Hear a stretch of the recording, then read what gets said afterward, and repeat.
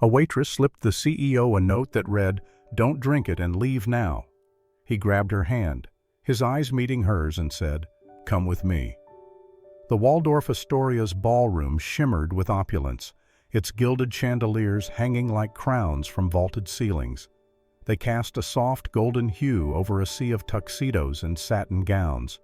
A string quartet played a gentle waltz, and laughter echoed beneath crystal lights as servers glided through the crowd with silver trays of champagne and hors d'oeuvres.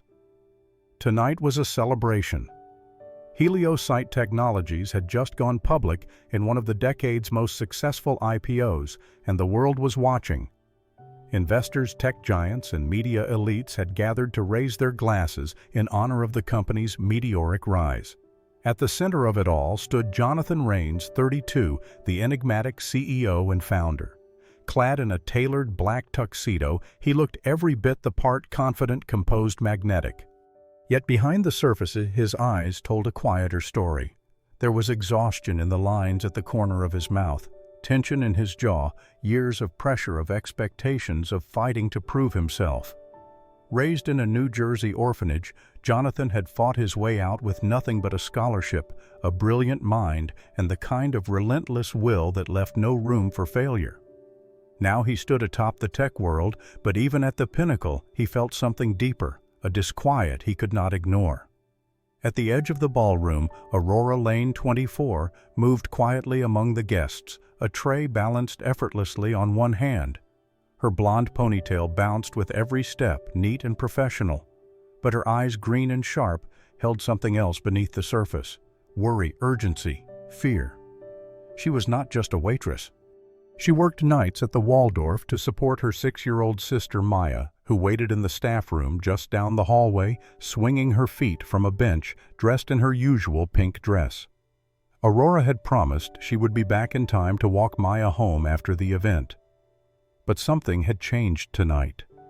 Moments earlier, she had overheard a conversation in the staff corridor, something not meant to be heard. Men were talking in hushed, urgent tones about a plan, a name, Jonathan Reyes, and a drink. Aurora's hands trembled slightly, but she controlled it. There was no time to hesitate. She moved through the crowd, weaving past guests, her heart pounding in her chest. Jonathan had just stepped toward the podium, his champagne flute in hand. A toast was coming. Aurora moved faster. Just as he raised the glass, she approached, letting herself stumble slightly. "Oh, I'm so sorry," she gasped, tilting her tray just enough to bump into his arm.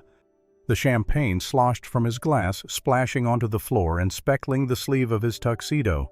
Jonathan flinched, startled but composed. "I'm terribly sorry, sir," she said quickly, lowering her tray and pulling a cloth from her pocket. She dabbed at his sleeve with one hand, awkward and apologetic.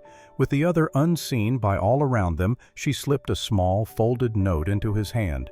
She didn't wait for acknowledgement. She backed away, still apologizing, disappearing into the crowd before he could speak. Jonathan stared after her for a moment, then looked down at the note in his hand. His fingers unfolded it slowly, the paper warm from her touch. 4 words stared back at him in hurried handwriting: "Do not drink. Leave now. They know you found out the truth." The words hit harder than the champagne. His breath caught. He looked up at the room, at the faces that had just been laughing, smiling, and congratulating him. But now something shifted in his perception. The glances felt longer, the smiles sharper, the air thicker. People were watching him, but not in admiration. It felt colder, calculated. The ballroom was no longer a place of celebration. It was a stage. And suddenly Jonathan was the only one who did not know his part in the performance. His fingers closed over the note. His expression remained calm, unreadable, but inside something had already begun to move. Jonathan's expression did not change. He folded the note slowly, slipped it into his inner jacket pocket, and looked up, scanning the crowd. Then he saw her, the waitress with the blonde ponytail, slipping into the far corner of the ballroom. Without drawing attention, he placed the untouched champagne flute back on the table. Then, calm and precise, he stepped down from the podium, weaving through clusters of guests. Every move was deliberate, unhurried, as if he were just mingling before his speech. Aurora reached the edge of the room near the staff corridor when she felt someone behind her. "Don't turn around," Jonathan said quietly, his voice low and close. "I read your note." Aurora stiffened. Her fingers gripped the tray in her hands. "I need you to come with me," he continued. "We'll talk, but not here." He gently reached for her hand. She looked down, startled, then up at him. His expression gave nothing away, just a small, steady nod. Without speaking, they walked together toward the back of the ballroom. Jonathan wore a faint smile like a host showing a guest around. Aurora followed, heart pounding. A man in a charcoal suit, one of the board members, stepped into their path, smiling slightly. "Jonathan?" he said smoothly. "Sneaking away already?" Jonathan kept his grip on Aurora's hand. "I'll be right back," he replied with a smile. "Just giving my guest here a quick tour." The man glanced at Aurora, raising an eyebrow. "A tour?" Without hesitation, Jonathan stepped closer to Aurora and slipped his arm around her waist. He leaned in as if whispering something flirty. "Too many eyes," he said under his breath. "Not enough air." The man hesitated, then chuckled. "Fair enough. Just don't miss your big toast." Jonathan winked. "Wouldn't dream of it." Aurora offered a faint smile and a tilt of the head, selling the illusion. It worked. No one followed. They slipped through the side doors into a dim hallway leading to the staff area. Music and voices faded behind them. Jonathan's grip tightened slightly. "Where's the service elevator?" Aurora pointed silently. They moved quickly her steps, light his stride long and steady. Inside the elevator, the doors slid shut with a soft chime. For the first time, they were alone. Aurora leaned against the wall, breathing hard. Jonathan pressed the button for the basement. Silence hung heavy. As the elevator descended, Jonathan turned to her. "Talk," he said. Aurora nodded. Her voice trembled but was urgent. "I overheard two men talking in the VIP lounge behind the ballroom. One of them, I think, is on your board. They mentioned you found something you weren't supposed to. One of them said, 'It ends tonight.'" Jonathan's jaw clenched. "I wasn't supposed to be near there," she said, "but I took a shortcut through the service hallway. The door was open just enough. I didn't hear it all, but one of them said, 'Once he drinks, we move forward.'" Jonathan said nothing, staring at the elevator doors as his mind raced. "I couldn't ignore it," she added quickly.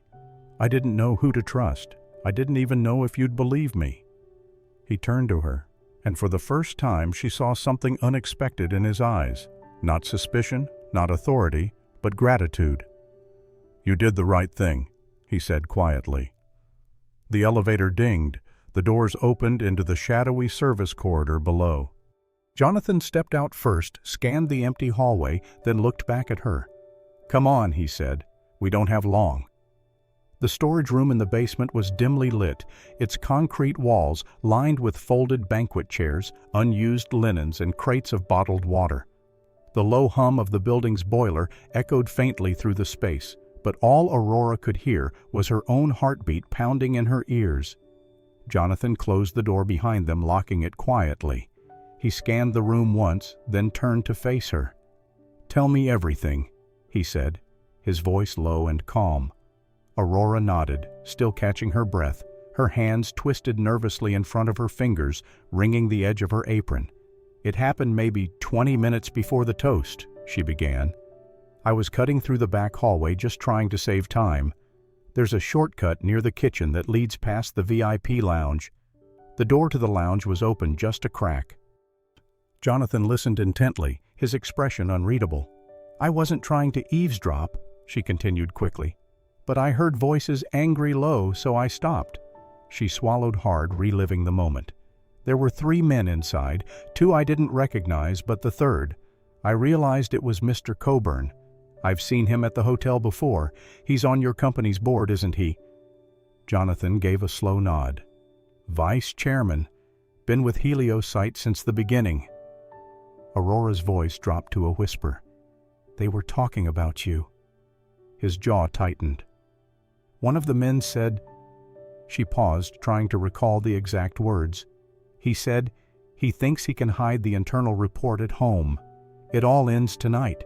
That champagne will be his last." Jonathan didn't react, but his gaze sharpened. Then the other one said something like, "We'll sign the new contracts the moment he's gone. If we don't move now, everything he uncovered will destroy us."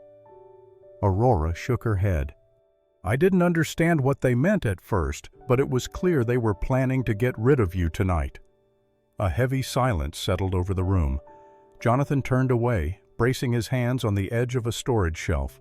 He exhaled slow and long. "I knew something was wrong," he said quietly. "I just didn't realize how far they'd go." He straightened and looked at her, his voice steady. "About a week ago, I was reviewing a quarterly audit when I noticed some inconsistencies in one of our subsidiary accounts, specifically a charity branch we set up 3 years ago." He paced slowly, as if organizing his thoughts aloud. "On the surface, everything checked out, but the deeper I looked, the worse it got. Fake vendors inflated expenses money meant for outreach and medical grants siphoned off into private accounts." Aurora's eyes widened. "By Mr. Coburn?" "I do not have definitive proof yet," Jonathan replied. "But I traced enough of the paper trail to know this wasn't just negligence. It was deliberate." He paused, then added, "I was planning to take it to the board next week. I thought I had time to build the case." Aurora stepped closer, her voice shaking slightly. "But someone found out." Jonathan gave a slow, grim nod. 3 days ago, I got an anonymous message. Just one sentence, "Drop it or you'll regret it." I thought it was just a threat, empty words. I've had worse thrown at me over the years. He looked down at the floor, his voice softening. I underestimated how much was at stake and how far they'd go to protect it. Aurora's hands were still trembling. "If I hadn't overheard them—" "You did," Jonathan interrupted gently. "You acted. You warned me. That alone might have saved my life tonight." Their eyes met. For a moment they stood in silence, the weight of what had almost happened pressing in from all sides. Somewhere above them, the sound of music still echoed faintly from the ballroom. But down here in this hidden corner of the hotel, the air was colder, the stakes infinitely higher. "We cannot go back up there," Aurora whispered. "No," Jonathan agreed, "but we are not going to run either." He reached into his jacket and pulled out the folded note she had given him. "This changes everything," he said. "Now we move carefully, and we move together."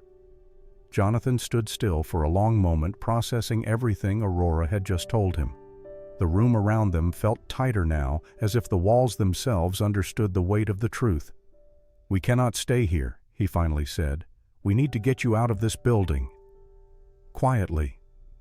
Aurora looked down nervously, twisting her fingers. I can't leave yet," she said. "My sister Maya, she's waiting for me at the back entrance. I told her I'd be done by 10:00. Jonathan's expression softened. "She's here in the hotel." Aurora nodded. "She always comes with me when I work night shifts. I don't have anyone else to watch her." He looked toward the door, his voice now calm but decisive. "Then we go get her now."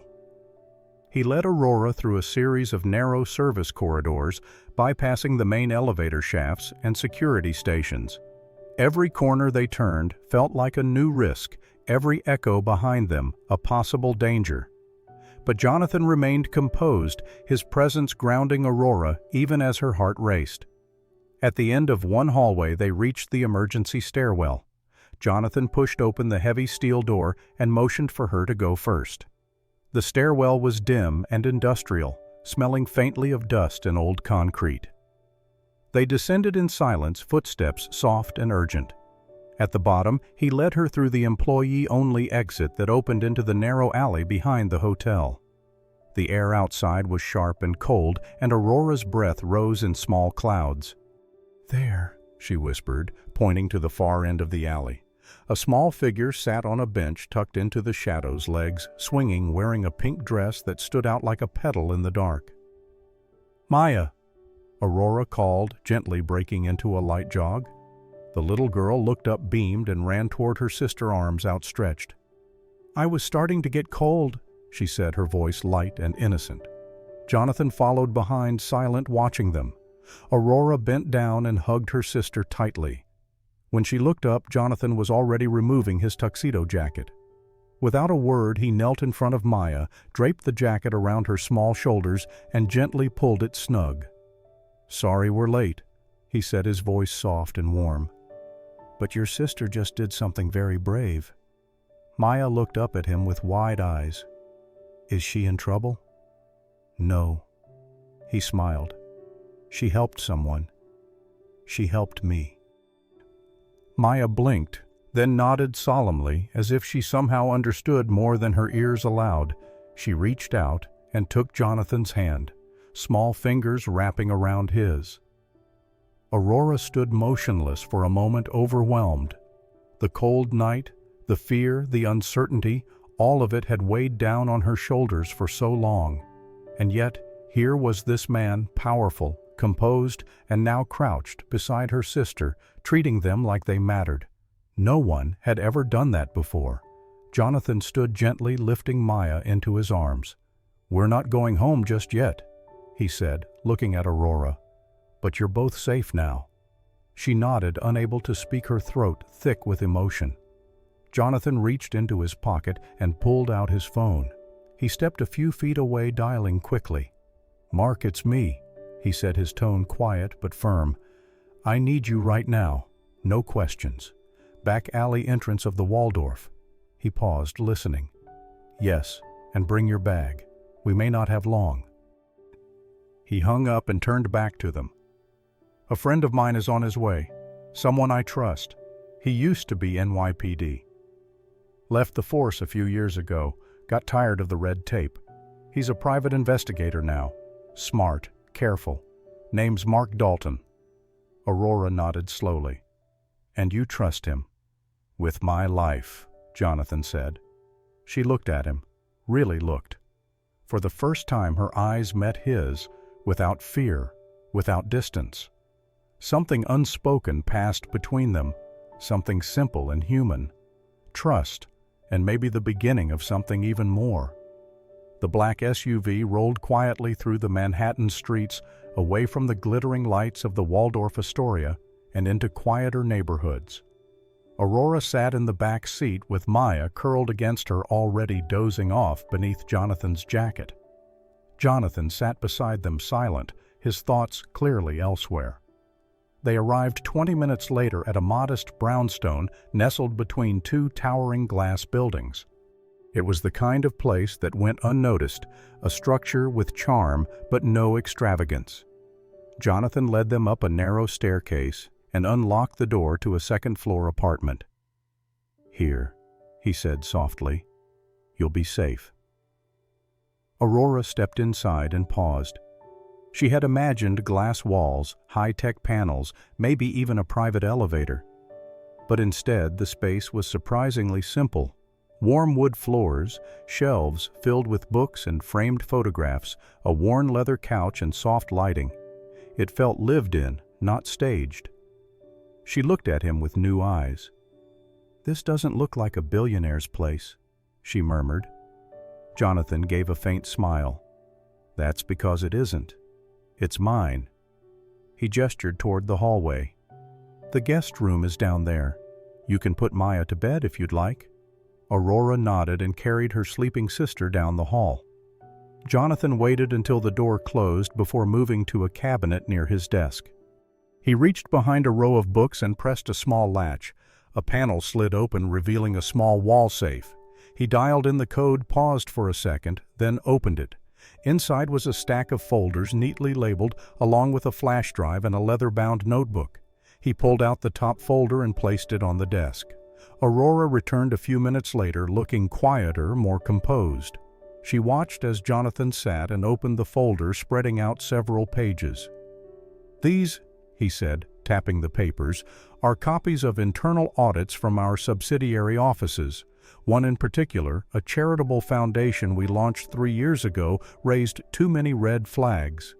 He slid one sheet toward her. Aurora leaned over, scanning the page. "There's a pattern," he continued. "Payments to shell companies' vendors who don't exist." Funds earmarked for cancer research being redirected to operating expenses that can't be accounted for. Over $5 million gone. Aurora's brows furrowed. Who signed off on these? Jonathan hesitated. Coburn and two others who likely never questioned the numbers. The reports were doctored subtle, but the discrepancies are there if you know where to look. He pulled out the flash drive next. I was going to present all this next week during the board's private review. I wanted to have everything airtight. The legal team was preparing documents. I even hired an external firm to confirm my findings. Aurora sat across from him, her voice quiet. But someone found out. Jonathan nodded slowly, and decided it would be easier if I disappeared before I could speak. He sat back, exhaling through his nose. You showing up tonight? It changed everything. If you hadn't warned me, I would have taken that drink. And this, he motioned to the papers, would have died with me.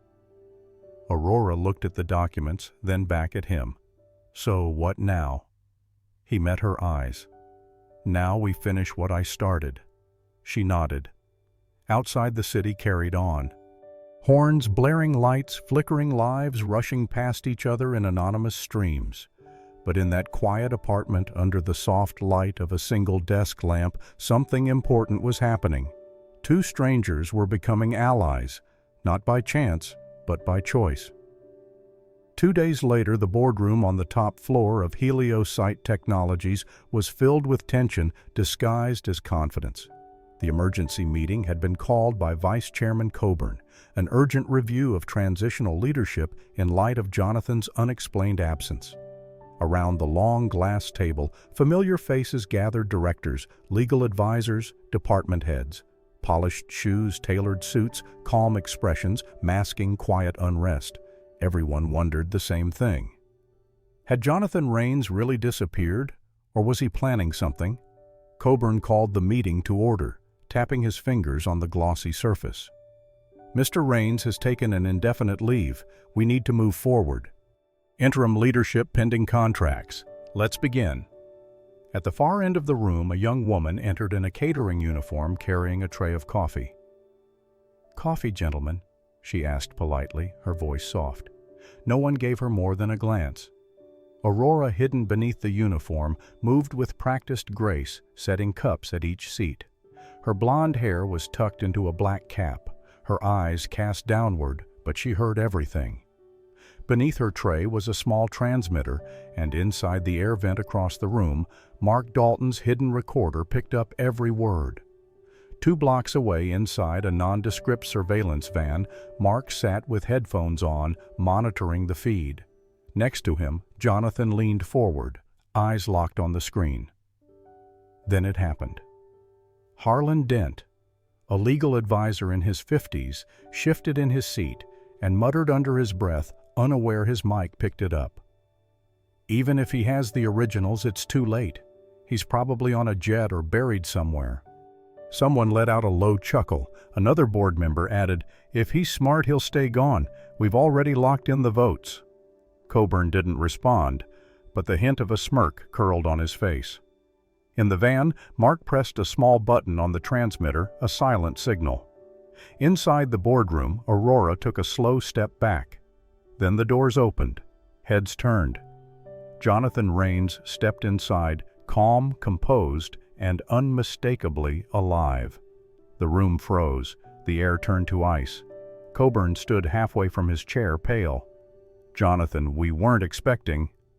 I'm sure you weren't, Jonathan said coolly, striding to the head of the table. He wore a charcoal gray suit, no tie sleeves casually rolled. He looked every bit the man who had built the company with his own hands. He paused at the end of the table, scanning the room. Please, he said, don't get up on my account. No one moved. I heard concerns about my absence, he said. Understandable. I needed time to think, to collect a few facts. He set his briefcase on the table, opened it, and slid a thick folder across the glass. You know, he said, eyes locking with Coburn. It's bold, deciding the future of a company based on the assumption that its founder is either dead or too afraid to return.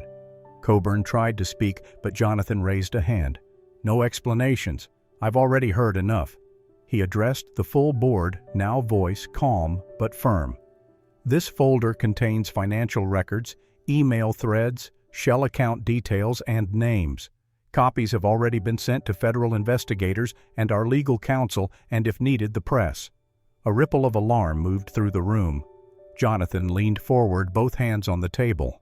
"And in case anyone still thinks this is a bluff, I've sent encrypted copies to 3 independent legal firms. If anything happens to me, this information goes public." He straightened slowly and turned to Coburn. "I wanted to believe this company could fix itself from within. I gave people chances. I believed in discretion." He paused, then delivered the final blow, voice low but crystal clear. "But the truth didn't die. I didn't die, and neither did the evidence." Silence. The room once so certain was now undone, and the balance of power had just shifted. 3 days later, the press conference at Heliosite headquarters drew a full crowd.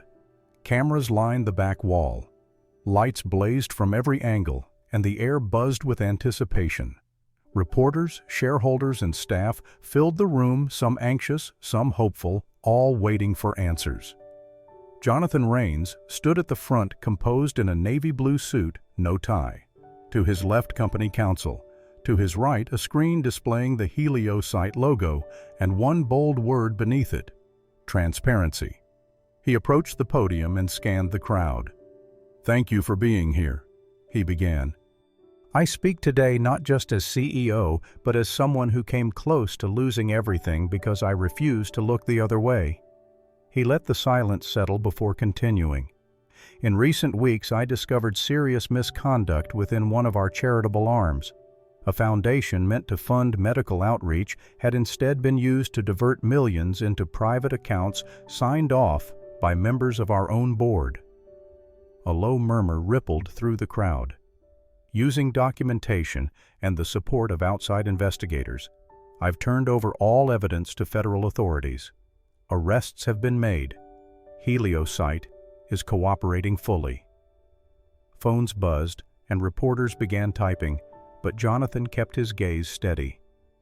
This moment isn't only about corruption, it's about courage, about choosing truth when silence feels safer. He paused, then gestured to the edge of the stage. None of this would have been possible without one person, someone who saw something wrong and chose to act. All heads turned as Aurora Lane walked onto the stage. She wore a simple navy dress. Her blonde hair fell in soft waves, her posture composed. Though nervous, she held her chin high. The event host took the mic and smiled. "This is Aurora Lane, a part-time waitress who refused to stay silent. In doing so, she saved not only the life of our CEO, but the future of this company." The room erupted in applause. Aurora hesitated. Then Jonathan held out his hand. She took it. As they stood together, the applause grew louder. There was no hierarchy between them now, just mutual respect. Then Jonathan stepped forward again. From the front row, he reached down and gently lifted a small figure onto the stage. Maya, in her familiar pink dress, clutching a tiny stuffed bear. The room went quiet. Maya blinked under the lights, looking up at Jonathan with wide eyes. He knelt beside her and lowered the mic. "If we want to raise children who are brave, honest, and kind," he said, "we have to show them what that looks like." He looked toward Aurora, then back at the crowd. Sometimes it only takes one voice. One person who says, "This is wrong," when no one else will. He rose to his feet and placed Maya's hand gently in Aurora's. The three of them stood side by side, an unlikely trio united by truth. And in that moment the applause returned, not out of politeness, but from something real. It was thunderous, rising to fill every corner of the hall. It was applause for truth, for courage, for light, and for the people who choose to see and say what others are afraid to. Spring returned to New York with soft winds and blooming cherry blossoms brushing color back into the city after a long winter. Life at Heliosite had changed radically, but for the better. In the weeks following the public revelation, the company launched sweeping reforms. The toxic leadership was gone. Trust once broken was slowly being rebuilt. And at the center of it all, Jonathan Reyes remained. Still CEO, but now a different kind of leader. He no longer led from behind glass walls. He walked the halls. He listened. He shook hands with interns and janitors the same way he did with board members. And when he needed reminding of why he stayed, he often visited the employee relations office where Aurora Lane now worked full-time. Aurora had been offered high-profile roles, but she chose the one where she could make the greatest difference, helping entry-level staff interns, part-timers, and people just like she had once been feel seen and heard. She wasn't just good at it, she was extraordinary. Her ability to connect to sense when someone was struggling or afraid to speak up made her indispensable. Jonathan once told a colleague, "She has an empathy radar, something you can't teach or program." Meanwhile, Maya thrived. With a full scholarship through Heliocyte's new outreach fund, she was attending a prestigious prep school uptown. Still in her favorite pink dress, she carried a sticker-covered backpack and filled her notebooks with stories, tales of quiet heroes who used their voices, not swords. Inspired by all that had happened, Jonathan took another bold step. He launched a nonprofit dedicated to protecting and empowering whistleblowers, people who risk everything to speak the truth. He called it the Echo Project, and he asked Aurora to be his co-founder.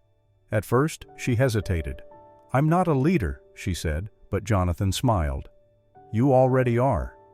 He stayed on the board as senior advisor while Aurora helped shape the mission.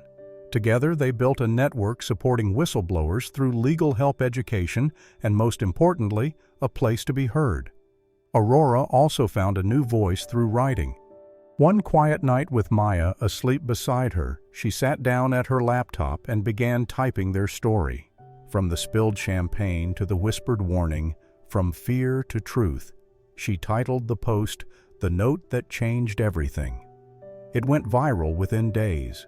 People from around the world shared their own stories in the comments. Stories of courage, regret, and hope. Stories from those who had spoken up and those who wished they had. Aurora hadn't expected it, but Jonathan wasn't surprised. Truth, he told her, has a way of echoing. One golden afternoon, as spring leaned into summer, the three of them sat on a park bench beneath the wide shade of a maple tree. Maya sat between them, licking strawberry ice cream, her legs swinging in rhythm with a quiet breeze. Aurora wore a light blue dress. Her blonde hair hung loose, catching the light like strands of gold. Jonathan leaned back, hands folded behind his head, watching the world go by. There was no rush, just stillness. Then Maya looked up and asked, "Do you think everyone will be brave someday?" Jonathan turned to her, then glanced at Aurora. The corners of his mouth lifted. "I think one brave voice," he said, "can help a lot of others find their own." And as the sun dipped low, casting amber light across the grass, his voice echoed softly, closing the chapter with words now etched into hearts everywhere.